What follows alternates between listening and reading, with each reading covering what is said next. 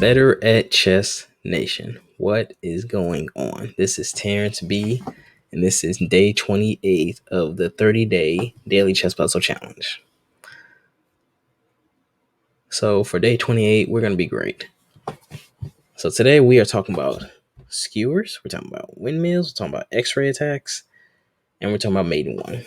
All of those are topics I'm going to be discussing in my series following this series called Tactics and Strategies. Please tune in and watch so you can learn you can learn other aspects of chess outside of just how the pieces move. You can really get in-depth training on checkmate and how to look for it and what to look for and how better use the pieces and space around you.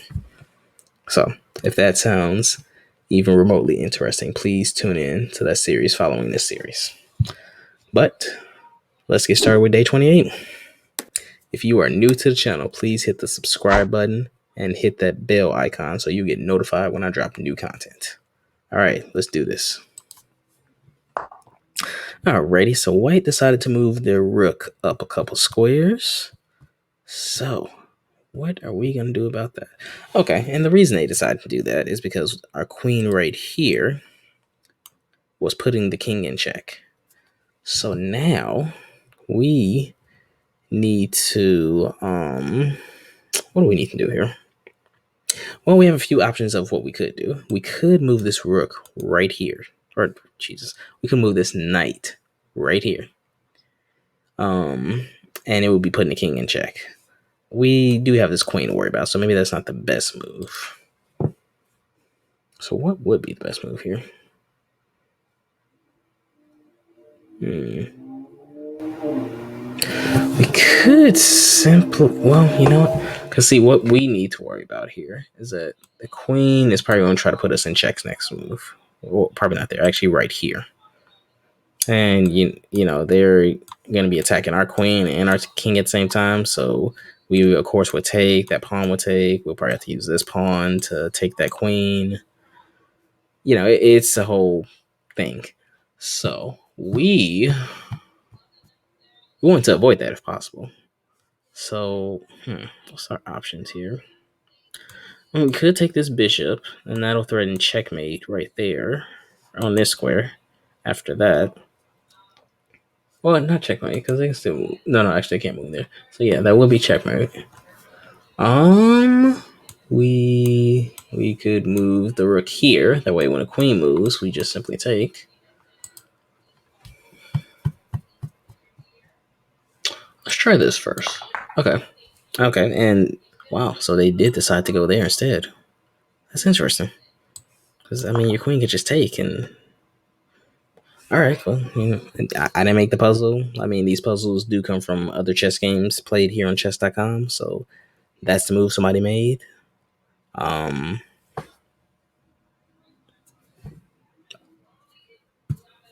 Okay, that's fine. I don't know what I probably would have did that instead. That way, at least you can exchange queens, but whatever. All right, next puzzle. All right, so the queen decided to get all in our grill because it has a pawn right here that is protecting it. So how do we go about doing that? Well, see, here's the thing. So this queen could come down here next move if we decide to say just move our queen away somewhere. Say we put it right here. This queen's gonna come right there. Our king is gonna be forced to go in this corner. The queen will come here and deliver checkmate. So we don't want that to happen. We could take it. The pawn take, and that'll just be an exchange. Which is, you know, that might be fine. That might be a fine idea. Of course, some of the best chess advice you will ever hear, and that I've heard many a time, is that if you see a good move, look for a better move. And the reason you look for the better move is just because you want to make sure you're absolutely playing the best move. So, and as you learn and grow as a chess player, you'll discover that you've made probably some good moves, but you can be making better moves, or you made a lot of bad moves, and you can be making good moves. And that's okay. Like, I look back at some of the chess games I've played and realized I've played some pretty bad games. So I've won some pretty good games, and I've won some pretty bad games, probably some games I had no business playing or winning. But you know, that's how it goes. My opponent made whatever move they made. I made the best move I could make, and whatever the outcome of the game was that was the outcome. So, but again, if you see a good move, look for a better move. So what I see here is that you ignore this queen right here. Instead, you go for a check right there with the queen. The king is going to jump there. Then you're going to move the rook down there. And now this queen is pinned to the king, where the queen has to make a decision. Take the rook or move the king out the way. If they move the king out the way, then you get the rook and they'll just take back with his pawn. If they, if they decide to leave the king there and just take with the queen, well, now your queen comes in and takes the queen. So check, they move there. You slide that rook down. This queen is pinned to the king. So more than likely, this queen is going to take this rook. You're just going to slide that queen down there, take their queen, put them in check again. They'll probably maybe go there or something. And you'll probably take that pawn. They have to move maybe there again. Your queen might jump here. Now you're forking you're attacking the king and forking this rook. So you have a lot of counterplay here. All right, let's go to the next one.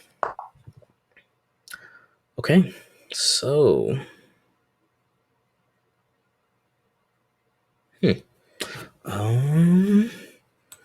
so this is an option, right? We can move our rook there. That will put the king in check. The king would have nowhere to go. This will be a mate in one. Because once this rook is here, it's taking over everything on this file and everything on this row, or everything on this row and everything on that file. The king can't go there because, its own pieces there. Can't take this knight because of the bishop. Everything on this file is out of accounted for. This bishop is controlling this square. This knight is controlling this square. So the king will be stuck. So this is going to be checkmate. All right, let's go to the next one. Okay. So, and this is a prime example of a skewer. And a skewer is when you attack a king lined up in front of an important piece, or a piece in general, but the piece behind it might be important. If we move this bishop to this square, we're checking the king and we're also attacking the piece behind it. So in this case, the king would have to move, here or here, because it can't jump back there. So it's just like, that rook is done for.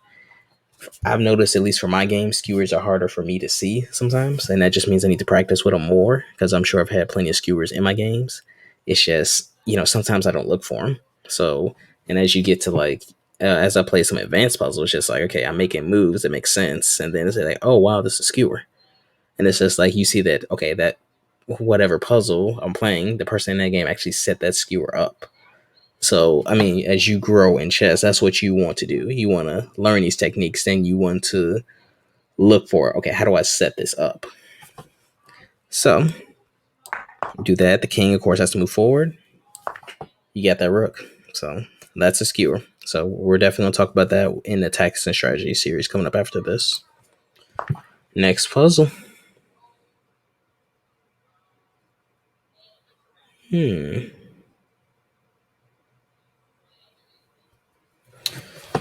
Yeah, so we can take this.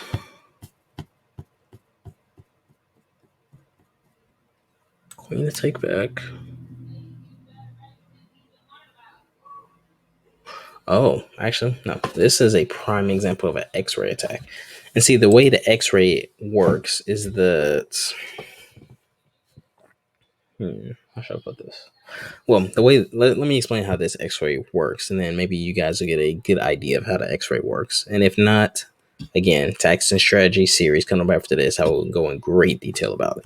So, the way this X-ray attack works is that you're going to put this queen here. Now, putting your queen there, what piece can take the queen? This rook right here. Once the rook takes this queen, is there anything protecting that rook anymore? No. So that means this rook right here comes over, takes that rook. Now you have a back rank checkmate. This is very hard to see sometimes. This is another one that I just miss. Like if I missed a skewer a lot, I miss this like 100% of the time. So, and this is a great checkmate. And again, the more you practice chess puzzles and play more games and just know how to look for the stuff, the easier to be for you to actually perform the stuff in the games.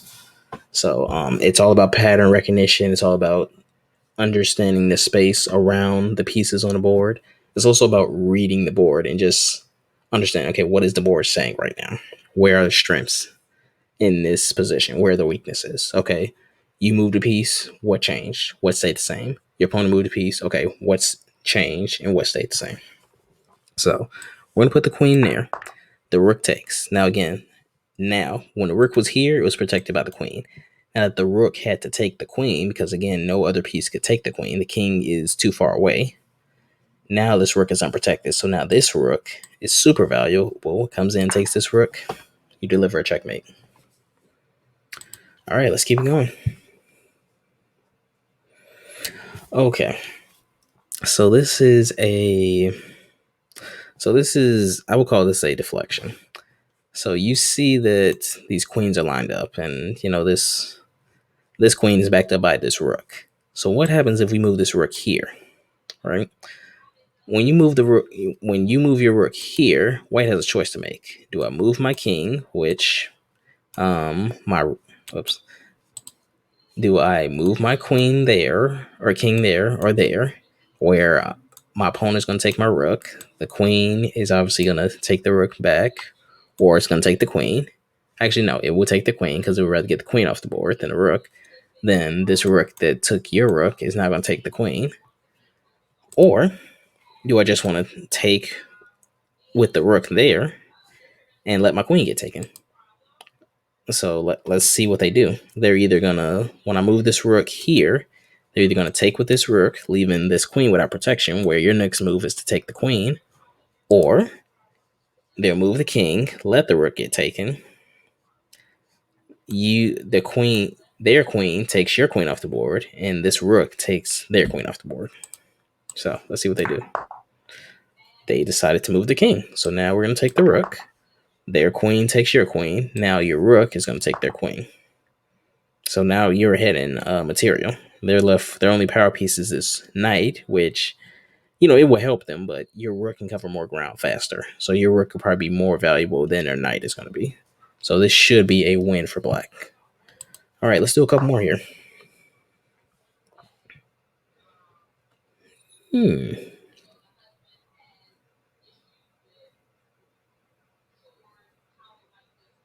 Okay, so immediately what I see is moving that pawn up one, and that's going to create a fork, pawn fork, which the pawn is attacking the queen and the knight. However, this queen is backed up by a rook. So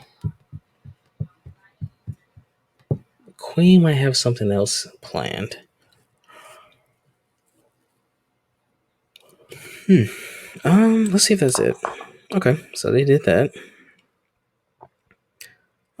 You know what, actually? Okay, so their queen is attacking your queen, so actually you just take. They're going to take with the rook. You just take their knight now. They'll more than likely take back, but now they're left with mostly pawns, while you have pawns, a bishop, and a rook. So in that case, you have better material, and you should go on to win this game playing right down the line. In chess, there's no guarantees. We can only say that the probability is high because, again, it depends on how the player plays. In this situation where your opponent will have 6 pawns and a rook versus your 6 pawns, a bishop and a rook, you should win. Again, it depends on how you play. Doesn't mean you're going to win because that depends on how you play down the line. All right, next puzzle. Okay. Oh, this looks nice. Okay. So this one's interesting. So here's what I see. So these kings in front of each other. One king has the opposition, the other doesn't. But every time a king is one square away, there's this invisible shield in front of the king. Now, when we get into king and pawn in games, you'll see why it's important to take note of this, because that's gonna when you realize this, when it comes to like king and pawn in games, you'll understand how to get some king and pawn checkmates that before just kind of blew your mind. So, but again, tactics and strategy series, that is something we will cover. So, with this in mind, we know that the king could only go this way. Yeah, and they can go nowhere forward because this invisible shield is, excuse me, it's there because the kings will always be this far apart, always. So, I say we move the rook up. The king is going to move there, there, or there, right? Then we take this pawn. Now the king has to move, maybe there to protect this rook, or it might move along these squares away from the rook where the rook is unprotected. And then that's where you come in. So that this is a skewer. So first we're going to get the king back to this row. Because again, once you know the techniques, then it's all about planning. Okay, how do I create this pattern? How do I create this technique? So the king has moved back here. So now you bring this rook here. It's going to check the king again. The king has to decide where to go. They decide to move forward, leaving this rook unprotected. Now you grab this rook. So, your opponent will probably resign at this point because that rook is very powerful and it's going to ultimately, it can stop them from promoting. It can cause more attacks on them. And then the way the king is placed, eventually the king will have to depart from this pawn, which means it will get taken. And when that happens, it's just like, once you're left down to a king and that's it. You can't win the game. You can hope for a stalemate. But in chess, you should never play off hope. You should play off calculated risk. And you should always assume that your opponent knows what they're doing. And the reason you want to do that is you never want to never underestimate your opponent. Because playing for a stalemate is harder when your opponent knows what they're doing. Because when they know what they're doing, they know how to win the game. When they don't know what they're doing, a stalemate is more likely. Because again, you know how to get the stalemate, or you know how to move in such a way where they're playing into your hand, even though they technically should win the game. So, all right, let's do one more.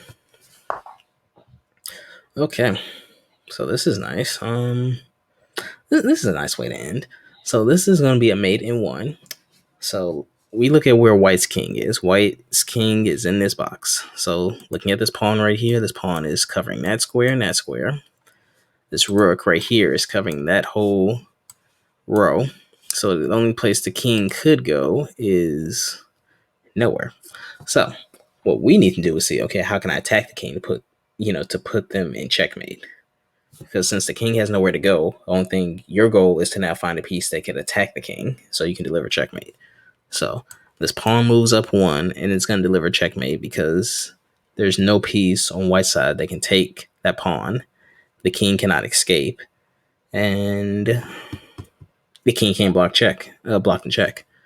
So you can't block a pawn. You can't block a pawn check. The pawn is way too close because the pawn and king are both close range attackers. So we're gonna move that up one. That's gonna be made one. If you've enjoyed this video, this is day 28. If you enjoyed day 28, give me a thumbs up on the video. If you've